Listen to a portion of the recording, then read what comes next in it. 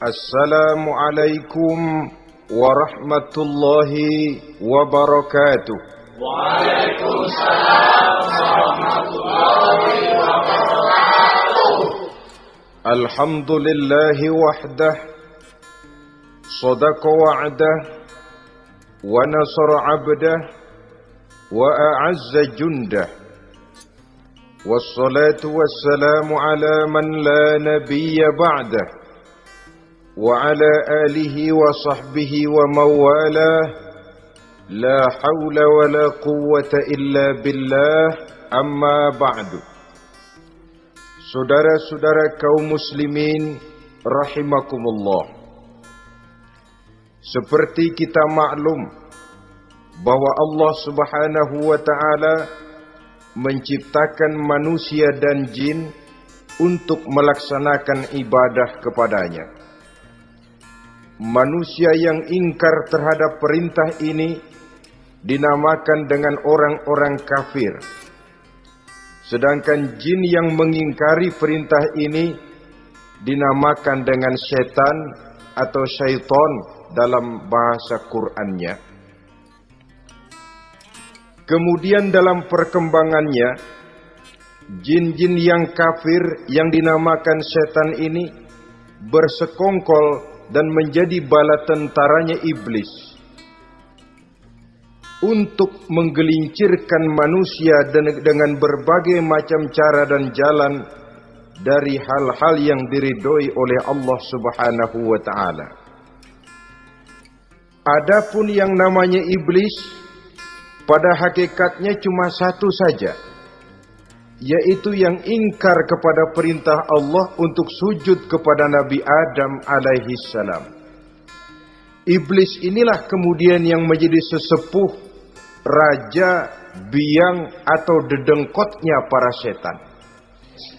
Seluruhnya akan tunduk kepada komando iblis, akan taat dan setia kepada perintah iblis untuk mencari teman yang sebanyak-banyaknya guna menemani mereka di neraka nanti. Maka mereka pun melakukan satu proklamasi yang bisa kita baca dalam surah Al-A'raf ayat 16 dan 17, di mana iblis dengan tegas menyatakan, qala fabima aghwaytani la'aq'udanna lahum siratakal mustaqim. Wahai Allah, kata iblis, dari sebab engkau telah menghukum saya, dari sebab engkau telah mengusir saya dari surga, maka saya berjanji akan menipu, akan menggelincirkan mereka, Adam dan keturunannya, dari jalanmu yang lurus. Apa jalan yang lurus? Tidak lain Islam ini. Dengan segala cara dan jalan, iblis dan bala tentaranya akan berusaha menggelincirkan manusia dari jalan yang lurus. Caranya bagaimana? Ayat ke-17 menjawab, "Tsumma la'atiyannahum min ba'di aydihim."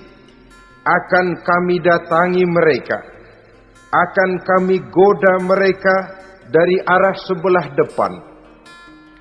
Kalau cara itu tidak kena, wa min khalfihim, kami goda mereka dari sebelah belakang. Andai kata cara itu pun tidak mempan, wa an aimanihim, dari arah sebelah kanan. Kalaupun itu gagal, wa an syama'ilihim, kami akan datang dari arah sebelah kiri. Pendeknya dari 4 penjuru angin, iblis dan seluruh bala tentaranya yang bernama setan belum akan puas sebelum kita tergelincir dari jalan yang lurus yang diridhoi oleh Allah Subhanahu wa ta'ala.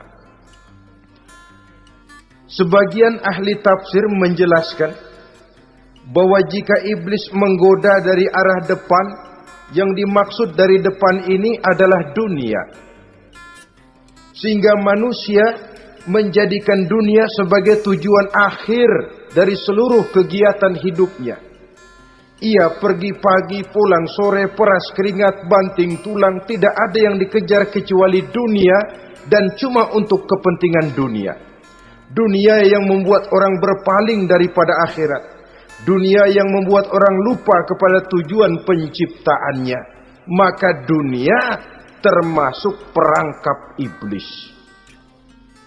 Apa isi dunia? Biasanya yang lazim itu 3 ta itu. Harta, tahta, wanita. Itu yang bikin orang jadi sibuk sampai lupa kepada tujuan penciptaannya. Untuk apa dia diciptakan oleh Allah? Ini wa'an mimbaini aidihim. Kami goda mereka dari arah depan dengan menyodorkan dunia dalam bentuk yang hijau ranau, dunia dalam bentuk yang manis sehingga mereka tenggelam di dalamnya lalu melupakan akhirat. Kalau cara itu juga tidak kena, wa min khalfihim, kami datang dari sebelah belakang. Kami lupakan mereka kepada akhirat. Itu mah urusan nanti bagaimana saja. Yang penting yang kita hadapi sekarang apa? Dunia, akhirat kita belum tahu dan bahkan belum tentu ada. Yang sudah pasti saja kita garap. Melupakan akhirat. Wa an aimanihim, yang dimaksud dari arah sebelah kanan, iblis dan setan selalu menghalang-halangi manusia untuk berbuat kebaikan. Karena kanan adalah lambang kebajikan. Sedangkan an syama'ilihim, kiri adalah lambang kejahatan. Dicegahnya kita berbuat kebajikan dan dibisikannya kita untuk selalu melakukan kejahatan dan kemunkaran. Wala tajidu aktsarahum syakirin, dan akan kamu dapati sedikit sekali di antara manusia yang bersyukur atas nikmat yang telah engkau berikan kepada mereka. Ditanamkan rasa ingkar kepada nikmat. Jika kita tidak kufur iman, dibuatnya kufur nikmat. Mengeluh padahal hidup sudah serba cukup, merasa masih sangat kurang padahal orang lain sudah titik air liurnya melihat keadaan kita. Sedikit sekali di antara mereka yang pandai bersyukur kepada nikmat yang telah engkau berikan itu ya Allah. Jadi untuk ingkar nikmat, bisikan selalu datang dari iblis. Coba lihat itu. Temanmu yang tidak pernah sholat, rezekinya lancar, kamu berhenti saja sholat. Yang tidak pernah ke masjid, pangkatnya naik terus, udah berhenti aja ke masjid. Atau setidak-tidaknya mengeluh dalam hati, Tuhan kayaknya tidak adil, kenapa saya rajin sholat kok rezeki seret bener. Padahal pada dasarnya kalau kita mau berpikir dalam bentuk yang paling mendasar, Allah selalu memberikan yang terbaik untuk kita.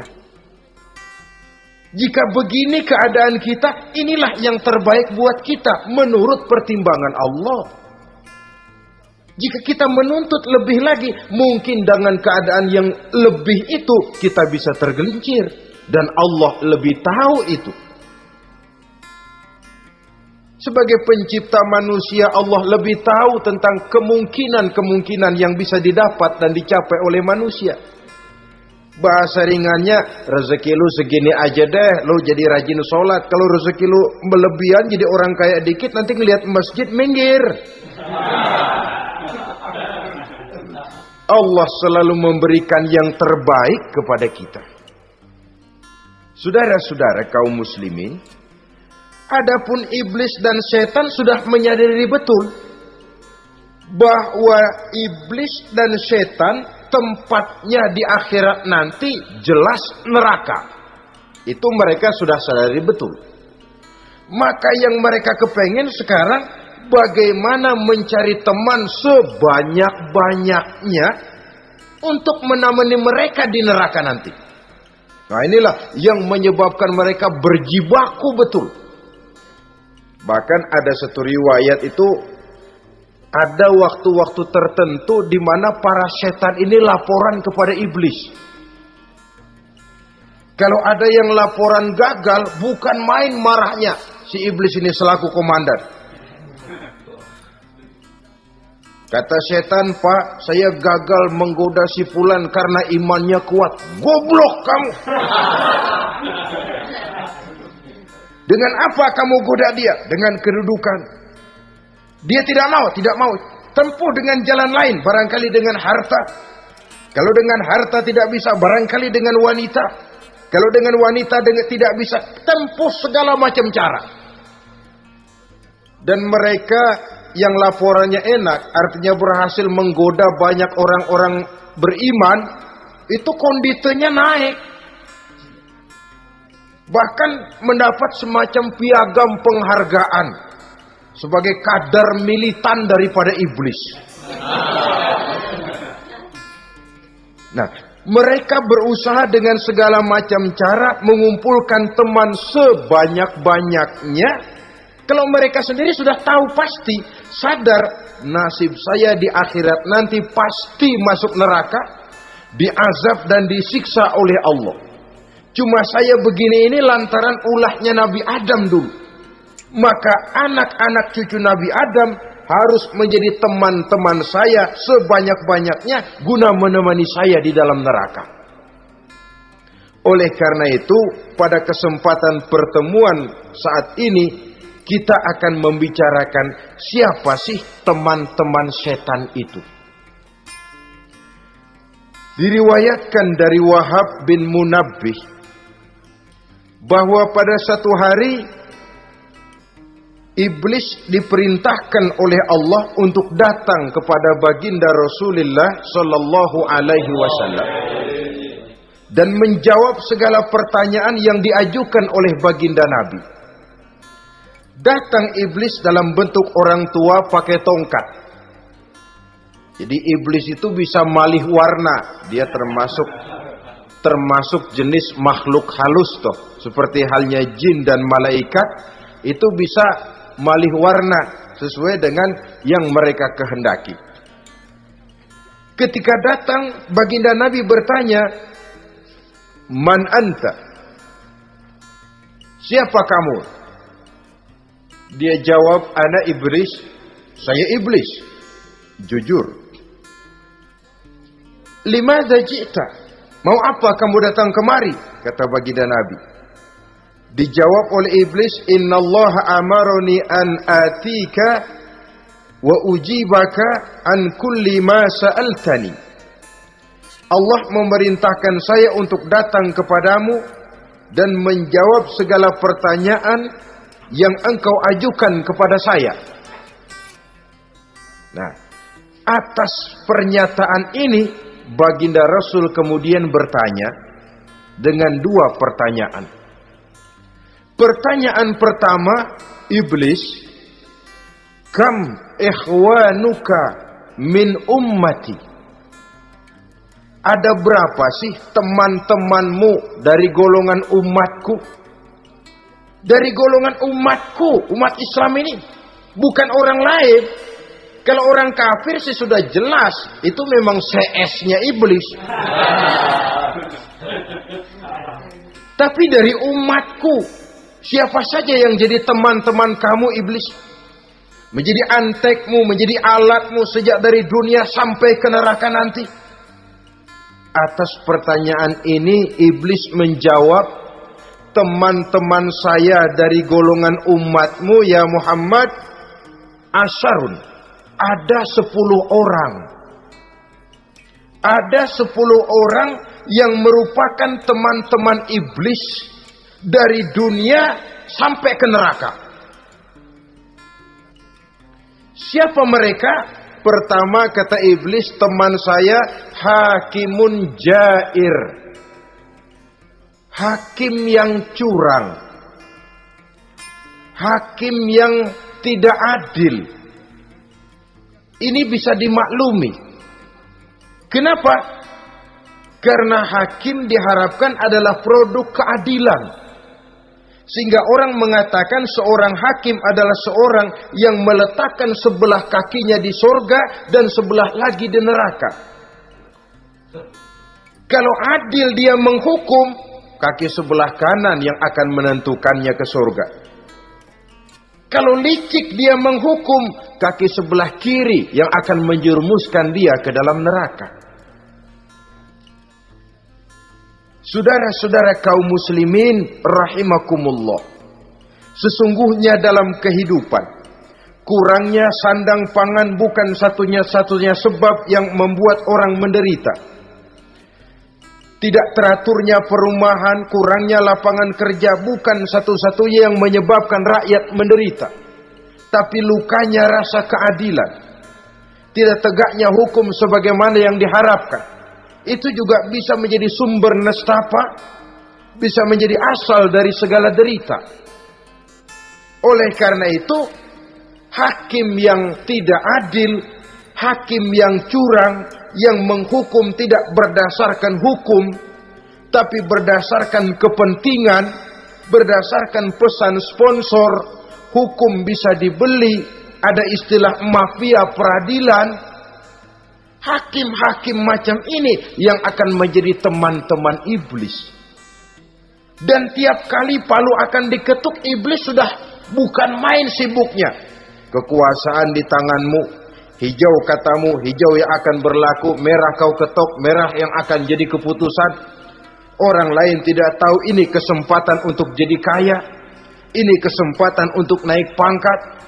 Manipulir hukum tidak ada yang tahu karena orang banyak yang awam dengan hukum. Saudara-saudara kaum muslimin, kalau hukum sudah bisa dibeli, atau kalau hukum cuma untuk orang-orang kecil saja, ada kelompok-kelompok yang kebal hukum, maka akan timbullah kiamat di masyarakat, di mana yang kuat makin kuat, yang lemah selalu menjadi mangsa.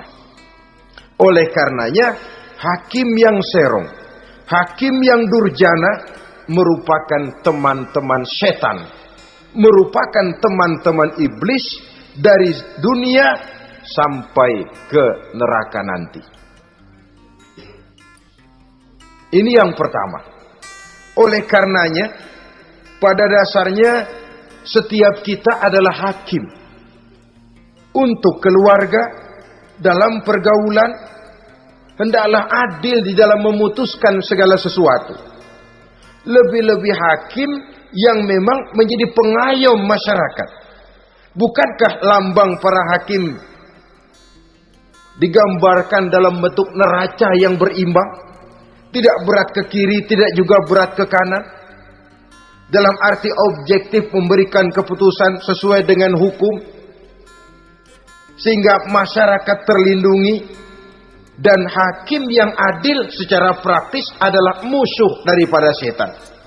Dimanapun setan dan iblis paling gak demen sama hakim yang adil. Itu merupakan musuh besar bagi setan. Yang menyalahkan yang salah, membenarkan yang benar. Walaupun yang salah orang besar, yang benar orang kecil. Dan kita memang oleh baginda Nabi diajarkan satu doa. Allahumma arinal haqqa haqqa warzuqna tiba'ah. Ya Allah, perlihatkan kepada kami bahwa yang benar itu benar. Sebab sering kita lihat yang benar jadi tidak benar. Ini memerlukan kekuatan batin. Yang benar tampakkan kepada kami kebenarannya ya Allah. Sebab sekarang banyak ketidakbenaran yang dikamuflase. Banyak ketidakbenaran yang diberikan lipstick. Sehingga kelihatannya menjadi benar. Ini baik doa ini saya pikir dibaca oleh para hakim. Allahumma arinal haqqa haqqa. Ya Allah, perlihatkan kepada saya bahwa yang benar itu benar. Dan tidak cuma sekedar itu. Warzuqnit tiba'ah. Berikan kekuatan kepada saya untuk mengikuti kebenaran itu. Sebab kadang-kadang terjadi juga dia tahu yang benar itu benar. Tapi tidak punya keberanian moral untuk mengatakan bahwa itu benar. Dia tahu itu barang yang hak. Tapi tidak terpanggil mengikuti yang hak. Tidak punya kekuatan moral untuk mengikutinya. Lalu doa ini pun disambung. Wa arinal batila batilan. Warzuqna ijtinabah. Wahai Allah, perlihatkan kepada kami bahwa yang batil adalah batil. Bahwa yang salah adalah salah. Bahwa yang munkar adalah munkar. Berikan kepada kami kekuatan untuk menjauhi yang munkar, yang batil, yang zalim. Saudara-saudara kaum muslimin rahimakumullah. Kita sering mencaci kaum pelacur sebagai sampah masyarakat. Tapi sadarkah kita bahwa pelacuran di bidang hukum, pelacuran di bidang intelektual, kadang-kadang pelacuran di bidang agama, dalam arti menjual ayat untuk membela yang salah dan menekan yang benar, ini juga tidak kalah bahayanya dengan prostitusi, pelacur-pelacur yang kita anggap sebagai sampah daripada kehidupan masyarakat itu.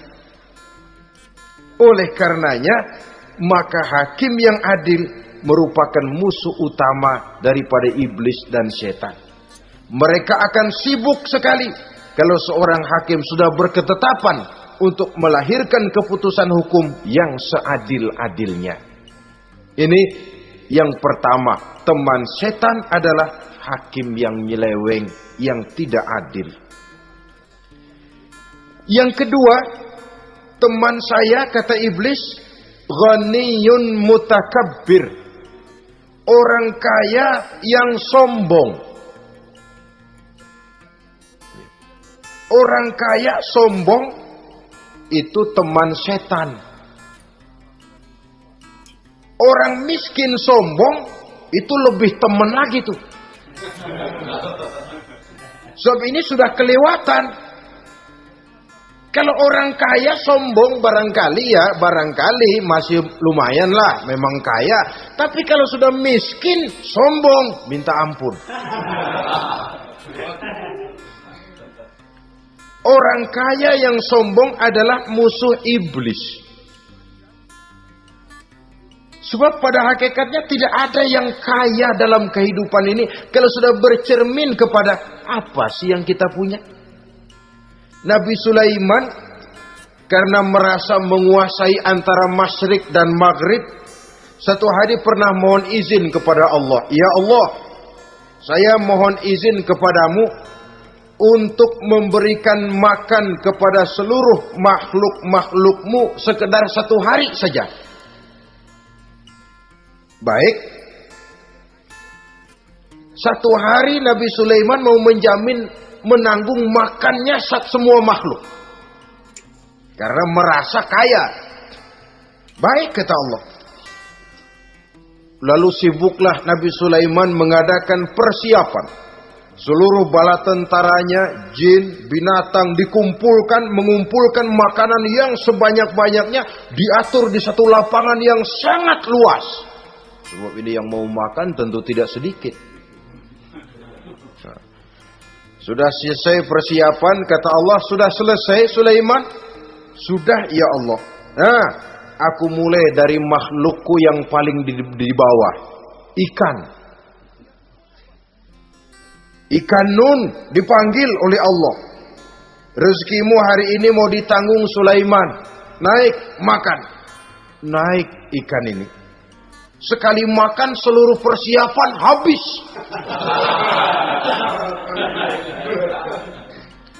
Goleng kepala Nabi Sulaiman, beliau sadar lalu sujud, maha kaya engkau ya Allah. Boro-boro nanggung makanan semua makhluk hidup sehari, ikan satu nggak keurusan. Ini baru sekali makan, bagaimana nambahnya? Jadi apa sih yang kita anggap kaya ini? Maka orang kaya yang sombong pada hakikatnya kacang yang lupa akan kulitnya. Tidak ada yang kita bawa pada saat kita terlahir ke alam ini. Sebagaimana juga tidak ada yang kita bawa pada saat kita meninggalkan alam ini. Harta kita akan pindah nama. Sebab itu yang perlu kita jaga pada hakikatnya tidak lain nilai-nilai iman. Sebab ini yang akan kita bawa. Cuma ironinya, karena iman itu abstrak, bukan benda, orang yang kehilangan iman tidak pernah ribut. Sebaliknya karena harta itu materi, benda konkret, orang yang kehilangan harta cepat merasa, cepat ribut. Motor hilang, ribut. Kenapa? Motor itu benda, kelihatan. Duit hilang, ribut. Televisi hilang, ribut. Kenapa? Benda. Tapi kalau iman yang hilang, wah kelihatannya tenang-tenang saja, Pak.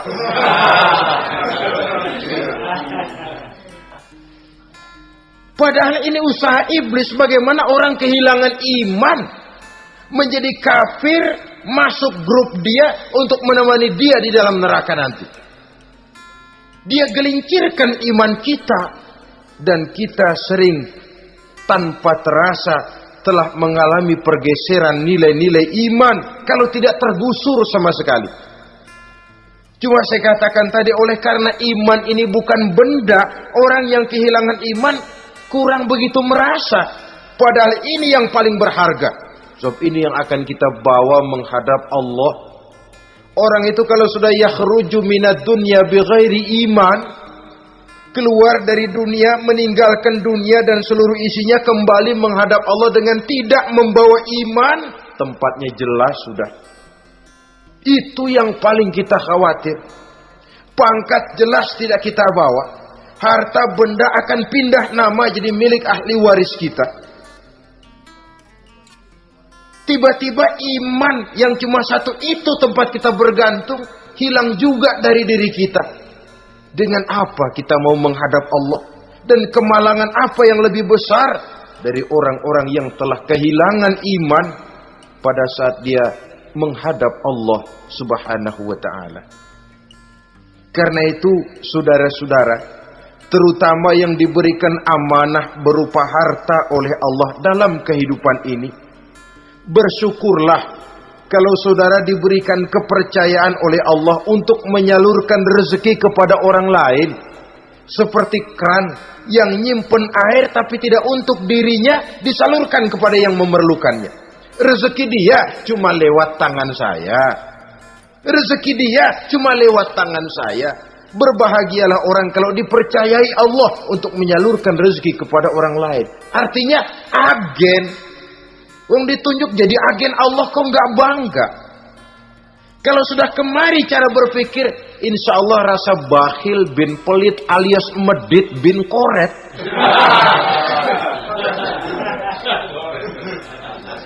Itu insya Allah nggak ada.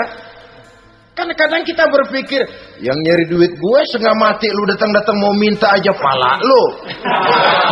Kan itu toh kadang-kadang cara kita berpikir. Ya boleh jadi lalu terasa berat. Tapi kalau kembali kepada kesadaran, barangkali alhamdulillah rezeki dia cuma lewat tangan saya. Kalau saya nggak ngasih dia, barangkali nggak semudah ini saya dapat rezeki. Allah mudahkan rezeki saya karena saya sering membantu orang-orang yang memang memerlukannya. Andai kata saya nggak membantu mereka, belum tentu rezeki selancar ini. Tidak lalu enak aja, peras keringat gua banting tulang, pergi pagi pulang sore, lu datang-datang nada aja. Berbahagialah orang jikalau sekali lagi dia dijadikan agen oleh Allah untuk menyalurkan rezeki kepada mereka yang memang memerlukannya. Kalau tidak ke arah itu kita berpikir, yang timbul bakhil. Bakhil lalu bermegah-megah dengan hartanya, timbul kesombongan. Senang lihat orang susah, lalu dia sendiri dengan hartanya cuma to show only, pameran. Lewat di kampung, senang kalau orang melotot, lihat mobilnya yang serba mengkilap, sepatunya yang serba mahal. Senang kalau, wah, semua gaya hidupnya serba jet set, wah, wah, wah. Senang betul kalau melihat orang sudah serba bengong lihat keadaan dia. Timbul takaburnya, sombongnya, ngenyek kepada yang lain. Maka orang kaya yang sombong, teman iblis, teman setan. Setan senang betul. Sebaliknya secara praktis, orang kaya yang rendah hati adalah musuh iblis. Saudara-saudara kaum muslimin rahimakumullah. Lain memang. Kalau kita diberikan ilmu di akhirat nanti, pertanyaan cuma satu, ilmumu kau amalkan untuk apa? Kalau kita diberikan umur panjang, pertanyaan akhirat satu saja. Umurmu kau habiskan di mana? Tapi kalau sudah harta diberikan kepada kita, pertanyaan akhirat dua. Min aina iktasabahu wa fima anfaqahu. Hartamu kau dapat dari mana? Kau belanjakan kemana? Depan belakang ditanya. Yang ketiga, teman iblis itu tajirun khain. Pedagang yang berkhianat. Baik kepada sesama teman pedagangnya karena ingin lebih maju dari yang lain. Terjadi persaingan yang tidak sehat di berbagai bidang bisnis. Ataupun kepada para pembelinya. Dengan mengatakan barang yang baik adalah barang yang tidak baik menjadi baik. Sebab pada dasarnya apabila kaum pengusaha sudah berkhianat akan timbul kegoncangan ekonomi. Dan kegoncangan ekonomi dampaknya adalah melahirkan kelas-kelas kemiskinan. Kemiskinan merupakan satu perangkap iblis. Biasanya orang kalau udah melarat udah dekat banget sama kafir. Kalau tidak dilatar belakangi oleh nilai iman yang kuat. Udah melarat, udah dekat benar dah sama kafir. Apalagi iblis ini menggodanya. Pandai dia. Kepada orang miskin dia datang dengan bujukan materi. Kepada yang cukup hartanya dia datang dengan bisikan lain. Pendeknya iblis dan setan itu ibarat tukang joget, dia ngerti betul irama kendang.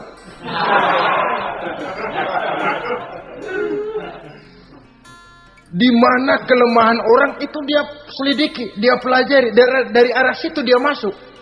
Dan secara strategi perang iblis dan setan ini posisinya memang lebih menguntungkan daripada kita. Kenapa? Dia melihat kita mah nggak lihat dia. Dia bisa pelajari kebiasaan dan kecenderungan kita. Kita nggak tahu kadang-kadang kelemahan kita. Dari arah itu dia masuk. Posisi dan strateginya lebih menguntungkan daripada kita. Saudara-saudara kaum muslimin rahimakumullah. Bila ekonomi sudah goncang, terjadi penimbunan barang, terjadi spekulasi harga, timbullah kegoncangan sosial. Dan dikala itu setan dan iblis pesta. Dia merasa perangkapnya berhasil.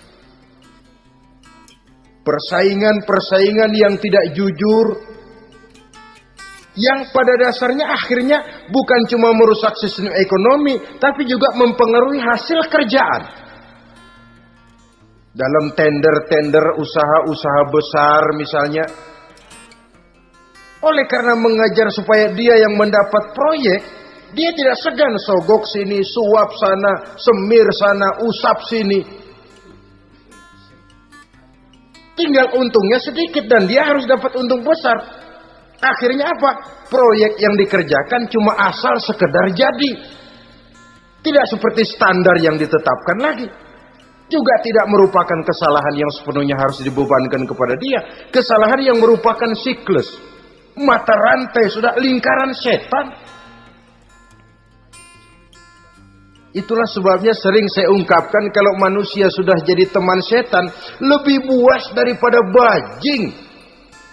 Karena bajing cuma makan kelapa, tapi bajingan udah apa saja dimakan. Sudah jadi teman-teman iblis, tidak ngerti halal haram, hak dan batil. Ini kepentingan pribadi apa kepentingan orang banyak, yang penting sikat saja. Jadi yang ketiga ini targetnya memang kekacauan ekonomi. Yang kemelaratan, kemiskinan merupakan tangga untuk sampai kepada kekafiran. Dan iblis tahu betul itu.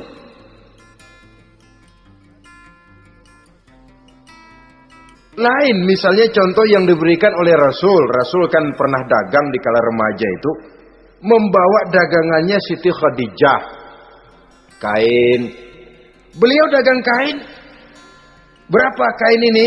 Oh, kalau ini Saya ambil dari Ibu Khadijah 25 rupiah. Saudara mau beli saya berapa terserah, asal saya ada untungnya.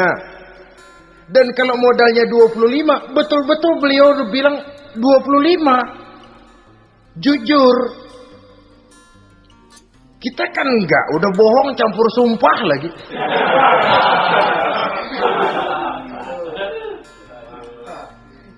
Ini yang ketiga. Yang keempat, teman-teman setan, teman-teman iblis, syaribul khamr. Orang yang minum arak, pemabuk, itu teman setan.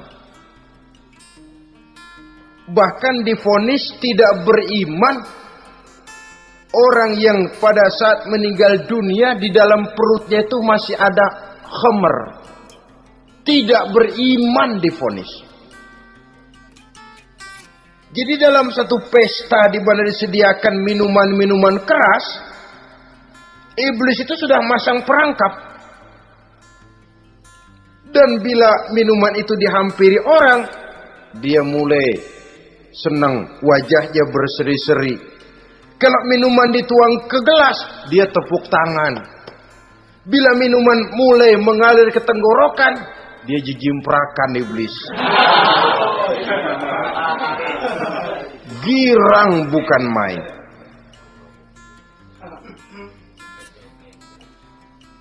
Saudara-saudara kaum muslimin rahimakumullah. Kenapa pemabuk merupakan teman setan? Karena dalam keadaan mabuk, orang kehilangan daya kontrol. Perbuatannya nyaris tidak terkontrol lagi. Tidak ada rahasia, tidak ada harga diri, tidak ada sifat memelihara, dan itu ciri-ciri daripada iblis. Syaribul khamr, orang yang suka meminum minuman keras. Itulah sebabnya memang dalam hidup ini kita harus punya filter. Allah selalu menghendaki yang terbaik dan memilihkan yang terbaik untuk kita. Kalau sudah itu minuman yang baik kata Allah, itulah memang yang baik untuk kita. Kalau itu dilarang oleh Allah, itulah memang yang tidak baik untuk kita. Jadi kalau sudah qat'i dalilnya, gak usah buang energi menyelidiki apa manfaatnya. Kalau sudah qat'i dilarang, gak usah buang energi menyelidiki apa bahayanya khamr. Allah tidak akan melarang sesuatu yang mengandung manfaat. Yang dilarang Allah tentu yang membawa mudarat dan bahaya di dalam kehidupan. Bukankah sekarang ini minuman keras sudah merupakan penghias pesta? Merupakan kebanggaan di kalangan remaja? Termasuk dalam kata khamr ini ya morfin, ganja, narkotik, dan yang sejenis dengan itu. Orang sudah merasa bangga kalau sudah fly to the sky. Membumbung ke angkasa, katanya dunia ini luas, lupa segala macam persoalan. Tapi sampai kapan? Sampai kapan orang merasa membumbung? Sampai kapan orang merasa bisa meninggalkan segala persoalan? Sampai mabuknya selesai? Ya kalau gitu mabuk aja terus. Lalu apa artinya kehidupan ini? Mabuk kan gak ngerugiin orang lain. Kalau saya nyolong kan ngerugiin orang lain. Kalau saya korupsi ngerugiin orang lain. Kalau saya zina jelas ada orang lain yang dirugikan. Tapi minum khamar, siapa yang rugi? Uang-uang saya. Saya beli dengan uang saya, yang minum pun saya. Siapa yang rugi? Saudara, ini pemikiran sepihak namanya. Pertama jelas merugikan diri sendiri. Kesehatan terganggu, pertumbuhan IQ, ya, daya pikir jadi jumud bin beku. Tidak ada idealisme ke arah depan. Yang ada ya, yang dipikirkan ya, yang di depan hidungnya saja. Dan konon itu pada mulanya memang orang kan sifatnya cuma ingin tahu, nyobain, ketagihan. Ya kalau orang tuanya masuk golongan have, mampu. Kalau orang tuanya termasuk ekonomi lemah, sedangkan kecanduan hal yang tidak bisa ditangguhkan. Orang yang sudah kecanduan minuman keras, Sekali dia tidak minum, sudah bukan main rasanya. Orang yang sudah biasa minum ganja, morfin, narkotik, satu kali dia tidak bertemu itu, sudah nggak keruan rasa. Orang tuanya tidak mampu, kenapa lalu nggak ngelamun yang negatif?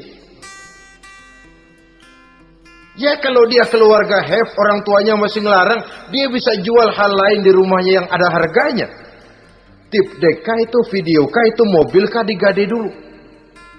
Kalau di kampung, anak-anak muda yang menengah ke bawah, kenapa enggak ayam orang disamber?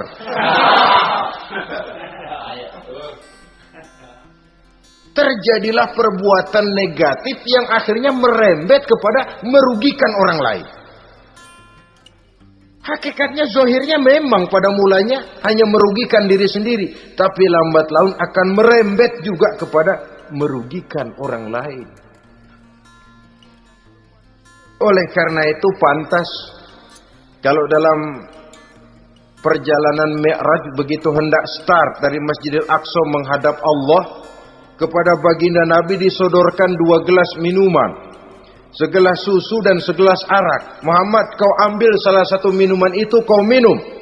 Mantap. Nabi mengambil gelas yang isinya susu lalu beliau minum. Selesai minum kata Jibril, "Shaddaqta ya Muhammad, laqad asabtal haq." Kamu benar Muhammad, pilihanmu tepat. Kenapa? Untung saja susu yang kamu minum. Kalau arak yang kamu ambil, kamu pilih dan kamu minum, pasti umatmu bakal pada jadi umat teler semua nantinya. Nabi milih susu saja umatnya masih banyak yang teler. Apalagi kalau beliau memilih khamr waktu itu. Tapi ini sekedar simbol bahwa begitulah kita dalam hidup. Saudara, kalau di depan kita ditaruh segelas jamu, segelas sirup, kira-kira pilih mana? Sirup apa jamu? Orang yang berpikir panjang ke depan, dia bakal pilih jamu. Memang pahit, getir, nggak enak, tapi besok pagi badan enteng, kerja semangat, berpikir cerdas, gairah ada. Orang yang pikirannya pendek, ngapain jamu getir nih, sirup nih, manis ini. Dia minum, bukan main manisnya, besok pagi bibir pada jontor. Begitulah dalam kehidupan ini. Maka hendaknya kita berusaha dengan sekuat kemampuan untuk menghindarkan diri dari minuman keras dan pengaruh-pengaruhnya. Yang kelima, teman iblis itu al-qattat, tukang-tukang fitnah. Itu suling iblis itu, trompet setan. Sebab apa? Benar kalau Quran mengatakan, Nabi mengatakan al-fitnatu asyaddu minal qatli. Fitnah lebih bahaya dari pembunuhan. Sebab apa? Pembunuhan membunuh orang secara langsung. Fitnah membunuh orang pelan-pelan. Kalau mati mau mendingan cepat daripada pelan-pelan. Pelan-pelan mati, cepat mati enakan cepat, nggak ngerasain sakit. Fitnah membunuh orang pelan-pelan. Nama baik orang hancur, dicoreng-moreng di tengah masyarakat. Maka tukang-tukang fitnah, teman-teman setan dari dunia sampai ke neraka nanti. Karena fitnah lebih bahaya daripada pembunuhan. Mengada-ada yang tidak ada diada-adakan, fitnah. Melebih-lebih, berita semeter jadi 3 meter, yang 2 meter. Ya kalau positif, kalau negatif, fitnah.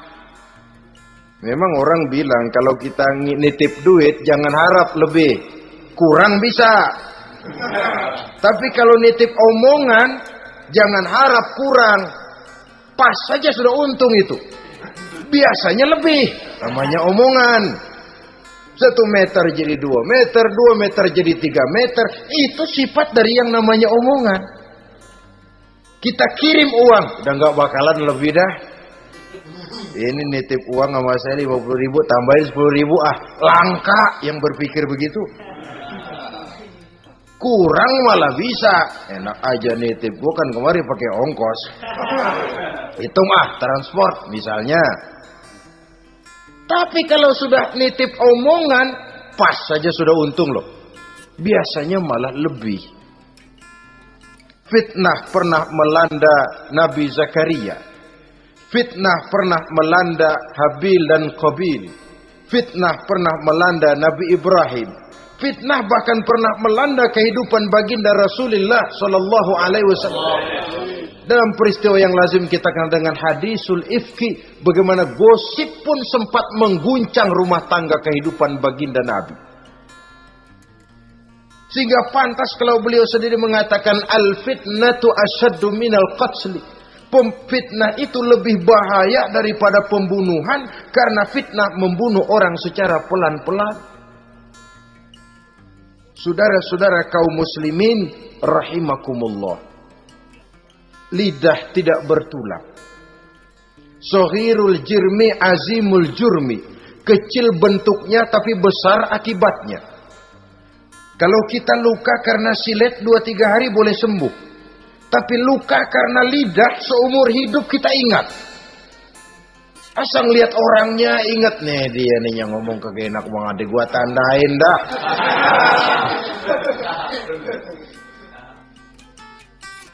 Itulah sebabnya pepatah bilang salamatul insan fi hifzil lisan. Orang akan selamat jikalau dia pandai menjaga lidahnya. Saudara-saudara kaum muslimin, yang keenam, teman setan sahibur riya. Orang yang riya, beramal cuma to show only, supaya ingin dipuji orang, ingin dilihat orang, riya namanya. Tidak ada ikhlas. Sebab kata Imam Ghazali, an-nasu kulluhum niyamun illal alimun, wal alimuna an-nasu kulluhum mauta illal alimun, wal alimuna niyamun illal amilun, wal amiluna mughtarruna ilal mukhlisun.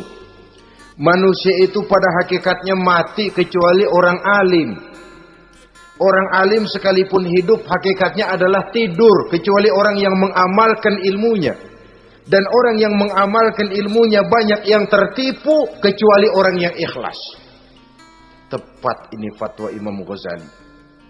Manusia hakikatnya tidur kecuali orang yang alim. Orang yang alim walaupun hidup tapi tidur. Hidup tidur, ya nggak bisa berbuat banyak kecuali orang yang mengamalkan ilmunya. Dan orang yang mengamalkan ilmunya banyak yang tertipu kecuali yang ikhlas. Jadi kalau amal itu adalah jasad, ikhlas itu adalah ruh. Amal tanpa ikhlas patung. Patung tidak bisa berkembang, tidak bisa berbuat banyak, namanya patung. Itu amal tanpa ikhlas. Ini termasuk penyakit batin toh, ikhlas, riya, ujub, sum'ah, penyakit kepengen didengar orang, penyakit kepengen dilihat orang. Wah, kalau sembayangnya dilihat orang mantap betul, kayak besok mau mati. Tapi kalau sudah sembahyang nggak dilihat orang, wah kilat khusus, cepat bukan main. Ria. Ini yang menghancurkan amal ini nggak terasa. Sifat kita sendiri, ria ini menggeragoti amal, sebagaimana api menggeragoti kayu bakar. Yang ketujuh, teman setan akilu malil yatim. Orang yang memakan harta anak yatim. Itu setan senang betul itu. Dia bisikan, nah kau kan ngurus anak yatim. Kau sudah menanamkan budi kepada mereka. Jadi wajar kalau kau ambil bagian. Mula-mula memang dalam batas yang wajar. Makin lama malah berebut sama yatimnya. Makin kesonoin, yatimnya malah nggak keduman, panitianya yang kenyang. Akilu malil yatim, orang yang memakan harta anak yatim secara zalim, ini merupakan teman setan. Sebaliknya, orang yang melindungi anak yatim, kata Nabi, seperti dua jari ini dengan aku di akhirat nanti. Dekat derajatnya dengan Rasul. Yang kedelapan, teman setan al-mutahawinu bis shalah. Orang yang nganggap enteng sholat, ngenteng-ngentengin sholat. Nanti aja dah, kalau udah tua-tuaan, sembayang mah gampang, saban sari ada. Kalau ini nih tinju jarang-jarang. Al-mutahawin, ngenteng-ngentengin. Pada dasarnya agama itu mudah. Jangan dipersulit, tapi juga jangan dipermudah. Agama itu tidak berat. Jangan diberat-beratin, tapi juga jangan dienteng-entengin. So yang enteng kalau kita entengin akhirnya menganggap remeh. Mulanya memang sedikit, makin lama makin banyak, makin lama makin banyak, makin bertumpuk. Apalagi kalau sadar kita sholat adalah tiang daripada agama. Bagaimana rumah akan tegak tanpa tiang yang kuat? Bagaimana agama akan tegak dalam diri seseorang kalau sholatnya dia enteng-entengi? Jangankan yang sunnah, yang wajib saja. Kadang-kadang tutup lubang gali lubang. Padahal itu merupakan tiang pokok. Rumah itu untuk kuat harus ada tiang-tiang tambahan. Tiang tambahan ini ya nawafil, ya rawatib, sholat-sholat sunnah itu. Itu untuk menjaga stabilitas temperatur batin kita kepada Allah. Al-mutahawinu bis shalah. Jadi kalau sudah masuk waktu, beduk misalnya berbunyi, azan berkumandang, iblis mulai menyebar bala tentaranya. Pasukan, siap.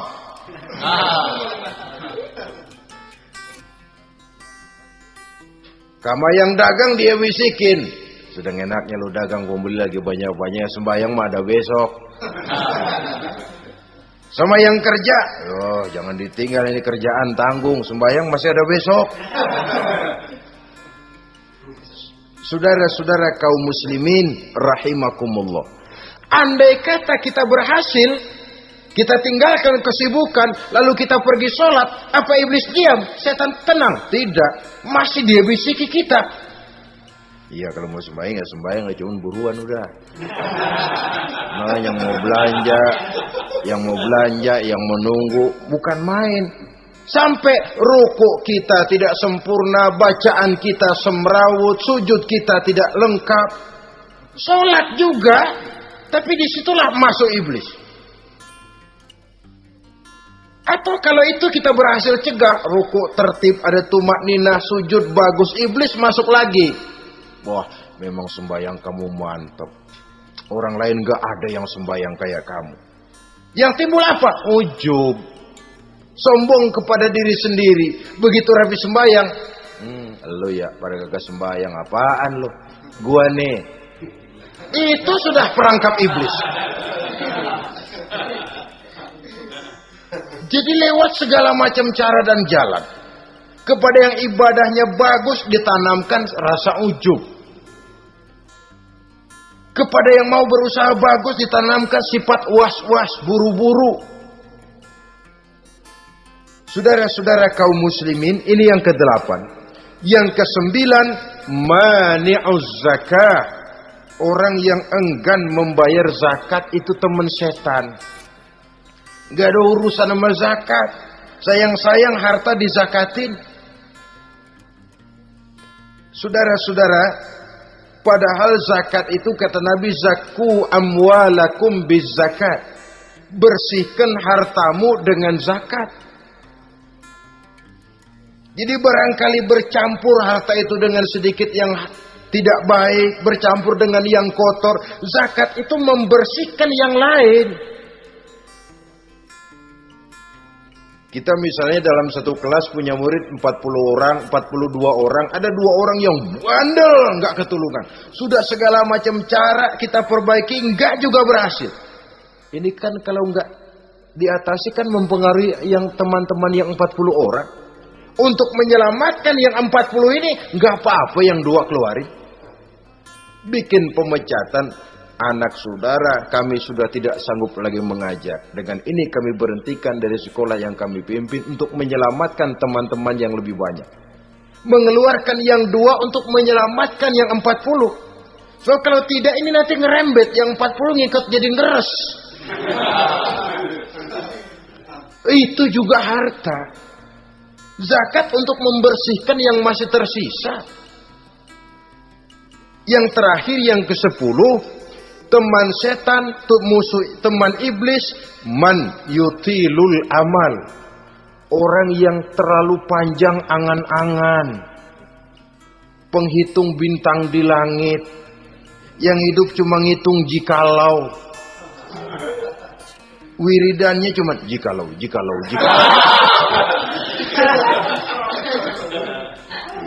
Tidak pernah mau berbuat, cuma angan-angan kelewat panjang. Yang ngelamun kan nggak ada sekolahan, ya siapa juga bisa ngelamun. Orang bukan tidak boleh bercita-cita, bahkan cita-cita yang mendorong kita untuk bergairah dalam kehidupan. Tapi kalau cita-cita tanpa langkah konkret, yang penting kan punya kemauan, lebihnya tawakal, nggak cukup. Pernah datang ke masjid seorang sahabat. Begitu sampai dia turun dari onta langsung menghadap baginda Nabi. Nabi tanya, ontamu udah diikat belum? Belum ya Rasul. Kenapa? Saya tawakal kepada Allah. Tuh orang diomelin sama Nabi. Ikat dulu, habis gitu baru tawakal. Betul toh. Ikat dulu tuh onta, lebihnya baru tawakal. Kalau udah diikat masih lari juga, itu tawakal. Lah belum diikat udah tawakal. Orang yang terlalu panjang angan-angan, yang akhirnya kalau tidak merusak cara berpikirnya, akan mendorong dia kepada perbuatan yang negatif untuk mewujudkan angan-angannya itu. Macam misalnya ya, pakaian kepengen bagus, harta mau banyak, usaha ogah, kerja capek sedikit tidak mau, kepengen seperti orang-orang, lalu ngelamun. Kalau tidak jadi gila, ya merusak perbuatannya. Kan berapa banyak orang yang kepengen kaya gagal lalu jadi sableng.